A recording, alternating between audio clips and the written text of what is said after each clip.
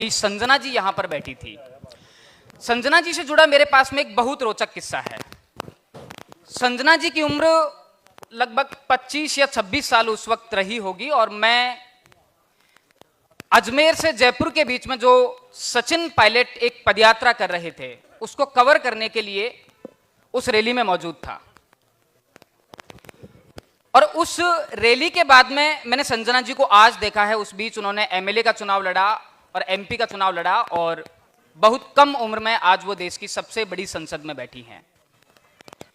उस रैली को कवर करने के दौरान मैंने देखा कि कोई एक 25-26 साल की लड़की है, उसके साथ में उसकी 2-3 सहेली थी या फिर उनकी समर्थक थी या फिर जो भी थी, और उनके पास में खुद की गाड़ी नहीं थी।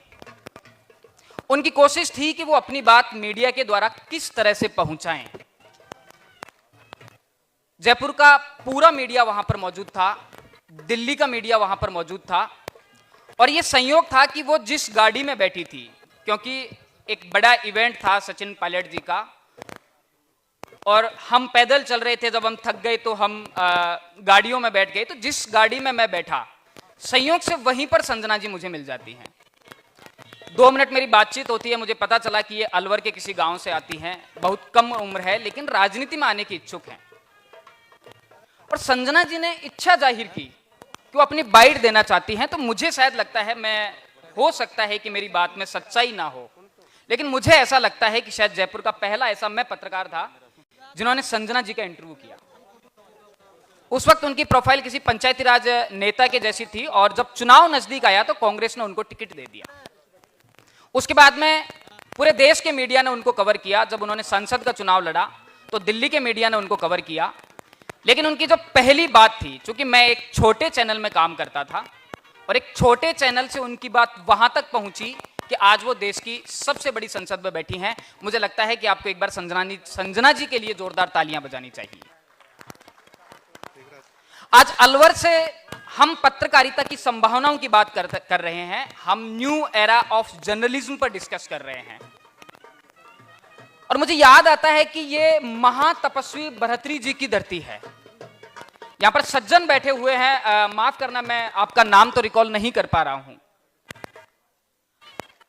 ठीक है सर। महाराज, भरतरी को जब हम साहित्य में और इतिहास में पढ़ते हैं, हम बात करते हैं कम्युनिकेशन स्किल की बात करते हैं, तो आप यकीन मानिए कि भरतरी से बड़ा कोई लीजेंड इस देश में नहीं हुआ कि जिसका कम्युनिकेशन स्किल, जिसकी संचार तकनीक इतनी महत्वपूर्ण रही हो।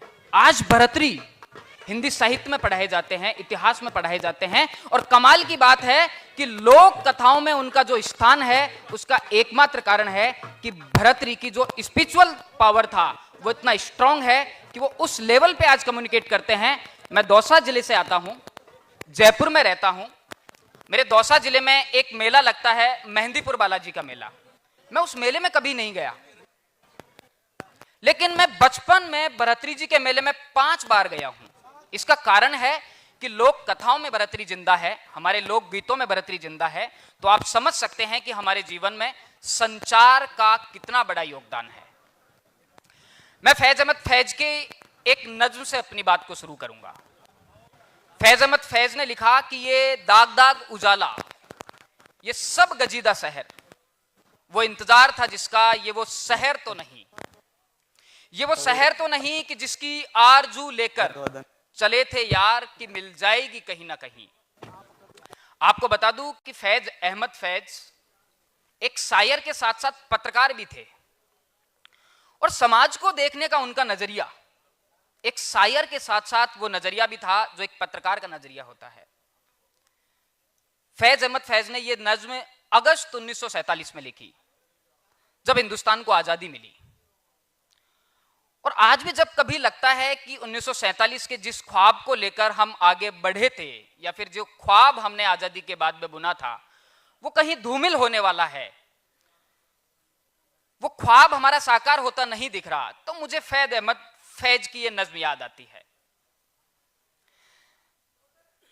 जब देखते हैं कि हमारी संस्थाएं किस तरफ जा रही हैं, जब देखते हैं कि हमारा लोकतंत्र किस तरफ जा रहा है, तो फिर कैफे भोपाली का एक और शेर मुझे याद आता है कि तुम्हारी बज़्म के बाहर भी एक दुनिया है, मेरे हुजूर बड़ा जुर्म है ये बेखबरी।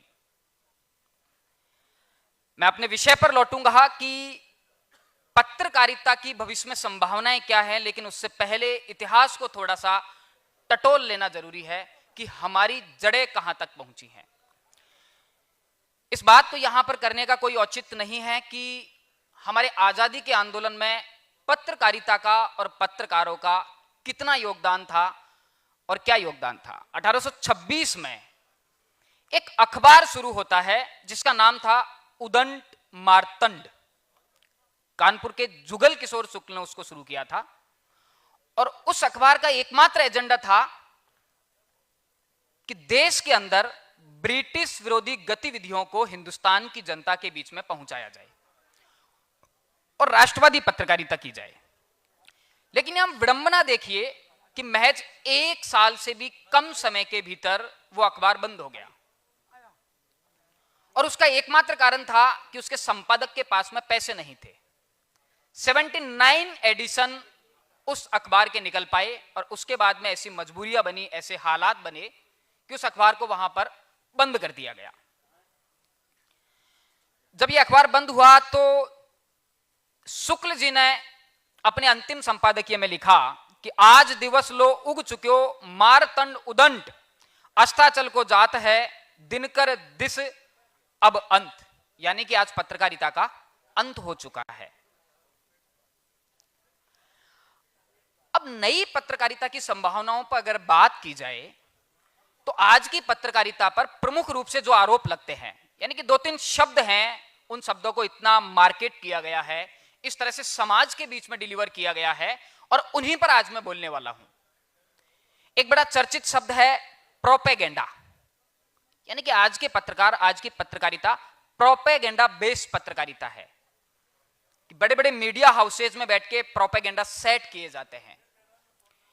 एक और शब्द है गोदी मीडिया, कि जो मीडिया है वो गोदी मीडिया हो चुका है और मीडिया की विश्वसनीयता पर सवाल उठाए जाते हैं।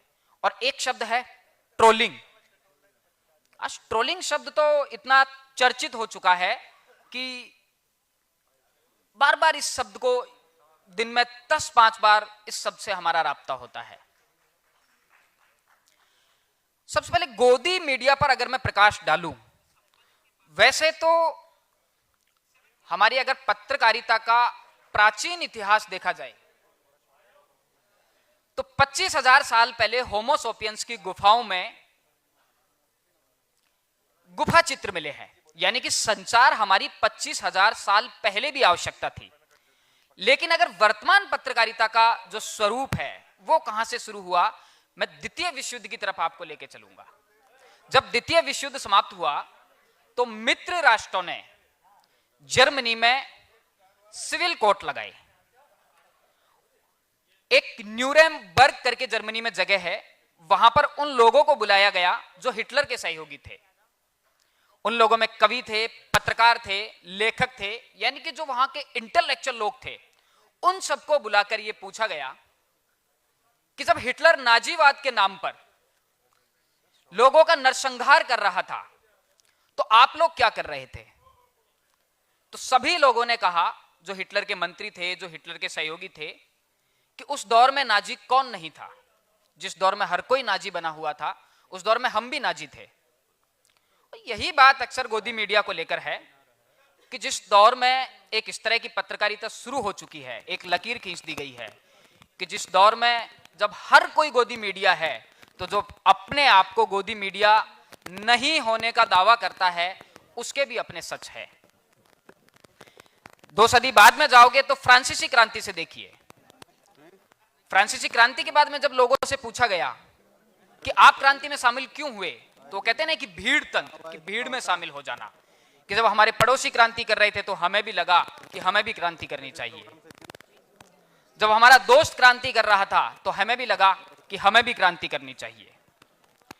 तो ये सबसे बड़ा एग्जाम्पल है। और जो द्वितीय विश्व युद्ध के बाद में जो एक ध्रुवीय व्यवस्था बनी और उसके बाद में आधुनिक पत्रकारिता में हम जो आज का स्वरूप देखते हैं, आज हम चुनौतियों की बात करते हैं कि डिजिटल दौर में जो सोशल मीडिया की पत्रकारिता शुरू हुई है, उस पत्रकारिता के सामने चुनौती है। आप यकीन मानिए कि जब प्रिंट मीडिया के बाद में इलेक्ट्रॉनिक मीडिया का दौर आया, तो लोगों को लगता था कि प्रिंट मीडिया इससे कहीं अधिक विश्वसनीय है। और जब इलेक्ट्रॉनिक मीडिया चल पड़ा, इलेक्ट्रॉनिक मीडिया का ट्रेंड चल पड़ा, और जब खाड़ी युद्ध हुए और उसका जब लाइव टेलीकास्ट किया गया, तो लोगों के ये विश्वास बैठ गया कि टीवी पत्रकारिता से अच्छी कोई पत्रकारिता नहीं है। मैं दावे के साथ में कह सकता हूं कि यही बात डिजिटल मीडिया के साथ में होने वाली है। मी टू आंदोलन ने स्थितियों को बहुत हद तक बदला है और एक मैसेज कम्युनिटी के बीच में डिलीवर कर दिया है कि सोशल मीडिया की पत्रकारिता कुछ कर पाए या ना कर पाए, लेकिन ये यकीन मानिए कि कुछ व्यवस्थाओं को बदलने का मादा आज सोशल मीडिया में है। सबसे बड़ा सवाल है कि महेंद्र यादव जैसे पत्रकार आखिरकार अस्तित्व में क्यों आए और क्या कारण है। आज के दौर का मैं विश्लेषण करता हूं कि वर्तमान में पत्रकारिता में जो एक दौर चल रहा है,